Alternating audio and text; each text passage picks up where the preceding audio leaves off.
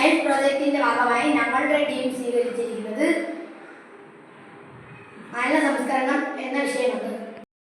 ഞങ്ങൾ പഠിക്കുന്ന government UPS മാറുശ്ശേരിക്കുളം സ്കൂളിൽ മാലിന്യ സംസ്കരണത്തിന് ശരിയായ രീതികൾ സ്വീകരിച്ചു. ബയോഗ്യാസ് പ്ലാന്റ്, ട്രീറ്റ് ടയർ സംവിധാനം, കമ്പോസ്റ്റ് പിറ്റ്, ജൈവ അജൈവ മാലിന്യങ്ങൾ വെവ്വേറെ തരംതിരിച്ച് ശേഖരിക്കുന്നു.